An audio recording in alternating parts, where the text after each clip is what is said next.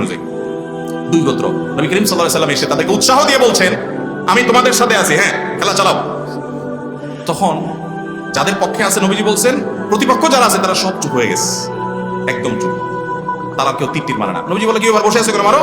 বলে, ইয়া রাসূলুল্লাহ, আপনি ওদের সাথে আছেন, ওদের পক্ষে আপনি আছেন, ওইদিকে কিভাবে তীর মারি আমি? তখন নবী করিম সাল্লাল্লাহু আলাইহি ওয়াসাল্লাম, ঠিক আছে, আমি দোনো দলের পক্ষে আছি, তোমরা তাও খেলো। তারা বিধর্মী ফুটবলারদের সমর্থন করে এবং তাদের নিয়ে মারামারি ও ঝগড়া করে, তাদের সম্পর্কে ইসলাম কি বলে? তাদেরকে ইসলাম কি বলে এটা পরে বলি। তাদেরকে আমরা বলি কলুর বলদ। কলুর বলদ চিনেন? চিনেন না? কলু হলো এক ব্যক্তির নাম, কলু হলো একটা লোকের নাম। কলুর বলদটাকে, বলদ হলো কলুর একটা ঘানি আছে, ঘানি, সরিষা ভাঙার ঘানি, বুঝেন?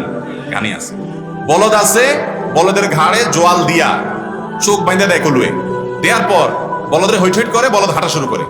এবার চারপাশে শুধু ঘুরতে থাকে। বলদ মনে করে কি, গোয়াল ঘরের এই বন্দি জীবন থেকে মুক্তি হয়ে আমি জানি কোন উন্মুক্ত বনে চলে যাচ্ছি, ঘাস আর ঘাস, সেখানে শুধু চোখ বাঁধা, শুধু স্বপ্ন দেখে, দেখে সে দৌড়াইতে থাকে আর দৌড়াইতে থাকে। এদিকে কলুর সরিষার দানা দেয়, নিচ দিয়ে টপ টপ করে সরিষার ফোঁটা পড়তে পড়তে তার বালতি ভরে যায়, তেল কামাই করে। তো কলু বলদরে চোখ বাঁধে দিয়ে দিছে হাঁটার জন্য। কলু বলদে হাঁটতেছে হাঁটতেছে খুশির চোটে, সে মনে করতেছে কি কামাই করে ফেলতেছে, কি খুশি হয়ে যেতেছে, কি অর্জন করে ফেলতেছে, কিছু একটা উল্টে ফেলতেছে। সে হাঁটতেছে আধা ঘন্টা, 1 ঘন্টা, 2 ঘন্টা, 4 ঘন্টা, 6 ঘন্টা হাঁটার পর কলুর 2, 4, 5, 10 লিটার তেল হয়। এগুলো বেচে তার পয়সা হয় কসকসা। আর বলদে সারাক্ষণ হাঁটার পর চোখটা যখন খুলে দেয়, দেখে যে ওখানে দাঁড়িয়ে কোন দেশের কোন খেলোয়াড় খেলতেছে, সেই দেশের এম্বাসিটাও আমার দেশে নাই, আমার দেশের এম্বাসিও ওই দেশে নাই। তাদের দেশের সাথে আমাদের দেশের রাজনৈতিক সম্পর্কও নাই, কূটনৈতিক সম্পর্কও নাই, অর্থনৈতিক সম্পর্কও নাই, বাণিজ্যিক সম্পর্কও নাই, ধর্মীয় সম্পর্কও নাই। আমার রবকে ওই খেলোয়াড়ের রব হিসাবে স্বীকার করে না। ওদের জামা কাপড়ে বিভিন্ন জায়গায় সমকামিতার প্রমোশন করার জন্য যে রংধনু আছে, রংধনুর আপনার বিভিন্ন সিম্বল তারা বহন করে, বিভিন্ন উল্কি তাদের শরীরে আঁকে, সিম্বলিক। যারা আমার রবকে, দিনকে শুধু মানে না তা না, তারা আল্লাহর বিরুদ্ধে বিদ্রোহ করার সামিল এরকম কাজগুলো করে। আর আমার দেশের সাথেও তাদের কোনো সম্পর্ক নাই। তাদের দেশের পতাকা দিয়া নিজের পয়সা টাকা খরচ করে তাদের জন্য সমর্থন করা, তাদের জন্য পতাকা উড়ানো, তাদের জন্য জার্সি কিনা, তাদের জন্য লাফালাফি করা, মাতলামি করা, উন্মাদনা করা, পাগলামি করা, ঝগড়াঝাটি করা, রাতকে রাত জেগে থাকা, এই সব কিছু করার পর আমরা মনে করতেছি, উল্টে ফেলতেছি, অনেক কিছু হয়ে যাচ্ছে, আমি অমুক দেশের সমর্থক, তমুক দেশের সমর্থক। দিন শেষে আমাদের এই সমস্ত আবেগকে পুঁজি করে ওই আসর জমজমাট হচ্ছে। ওরা ডলার আর পয়সা কামাইতেছে কলুর তেলের মতো, আর বলদের মতো আমরা ঘুরতেছি। এই জন্য আমি বলি, এগুলো হলো কলুর বলদ রে ভাই। লাভ কি বলেন? আপনার কি লাভ? আল্লাহ তাআলা আমাদেরকে বুঝার তৌফিক দান করুন। লস আছে, অনেক লস। ওই পর্দাতে যখন খেলা দেখেন, শুধু খেলা আসে না, আরো কিছু আসে। হারাম জিনিস দেখা লাগে না? আল্লাহর প্রতি যার ঈমান নাই, আপনি তাকে অপছন্দ করার কথা, কিন্তু আপনি তাকে পছন্দ করেন না, শুধু আপনার হট ফেভারিট সে। এটা ঈমানের সাথে কখনো যায় না। এরপরে খেলা তো আর খেলা না, এটা উন্মাদনা। রাত 3টা বাজে খেলা, সব বসে আছে অপেক্ষা, কিসের জন্য? 3টা বাজে খেলা শুরু। আহা, এই যুবক জীবনে একবারও ফজর নামাজ জন্য এভাবে অপেক্ষা করে নাই। মিছিল বাহির করে রেখো পাল গোড়া, কোথাকার কোন দেশের জন্য। আল্লাহ আমাদেরকে বোঝার তৌফিক দান করুন।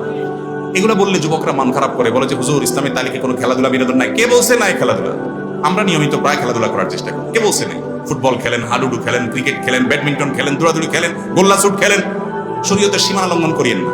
হাঁটু আপনার ঢেকে 3/4 প্যান্ট পরে আপনি করেন, পারস্পরিক লেনদেন করেন না, জুয়া রাখিয়েন না, খেলাধুলা করেন। ওই খেলাধুলা সরাসরি দেখেন, হারাম কিছু না দেখা লাগলে। ইসলামে সেগুলো জায়েজ আছে। নবী করিম সাল্লাল্লাহু আলাইহি ওয়াসাল্লাম বিনোদনের জন্য বহু ব্যবস্থা রেখেছেন। তিনি একবার বাজারে গেছেন, নবীজি বাজারে যায় দেখেন কোন এক জায়গায় 2 দল, 2টা গোত্রের লোক তীরন্দাজি করতেছে, শুটিং যেটাকে বলে। এটাও অলিম্পিকে, আন্তর্জাতিক বিভিন্ন খেলায় হয়, টার্গেট ওয়াইজ মারা। এরকম একটা খেলা তারা করতেছে, তীর মারামারি করতেছে টার্গেট অনুযায়ী। 2 গোত্র। নবী করিম সাল্লাল্লাহু আলাইহি ওয়াসাল্লাম এসে তাদেরকে উৎসাহ দিয়ে বলছেন, আমি তোমাদের সাথে আছি, হ্যাঁ খেলা চালাও।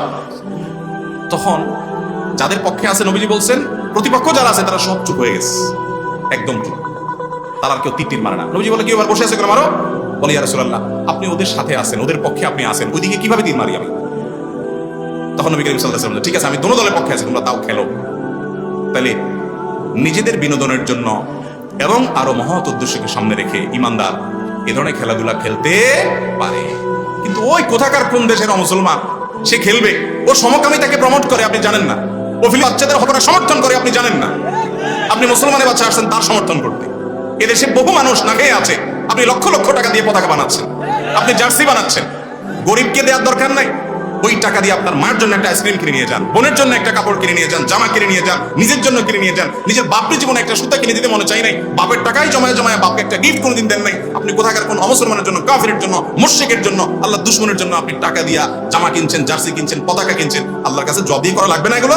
আজকে না গতকালকে দেখলাম একটা জাতীয় দৈনিক, প্রথম সারে জাতীয় দৈনিক নিউজ করছে যে আমাদের দেশে ঢাকা ইউনিভার্সিটিতে ছেলেপেলেরা খেলা দেখার জন্য বিশাল মনিটর দিয়ে বিশাল মাঠে একত্রিত হয়েছে, সেটার ছবি ফিফা তারা প্রকাশ করেছে এবং এই ফুটবল উন্মাদনের তারা গর্ব করতেছে। দুনিয়ার আর কোন দেশে মানুষ এত বেকুব পায় নাই যত বেকুব পাইছে এই দেশে মানুষ। এই দেশের খেলোয়াড়রাও নাই সেখানে, তাও মাতলামির কোন, যারা খেলায় আছে এরকম অনেক দেশ আছে যা দেখেন তারা যার যার চরকায় তেল দিতেছে, আর ওই যে কলুর বলক যে শুধু কি করতেছে, ঘুরতেই আছে। লাভ হইতেছে কার? ওই জায়গায় বসা কলুদের যারা খেলতেছে। আল্লাহ আমাদের বুঝার তৌফিক দান করুন।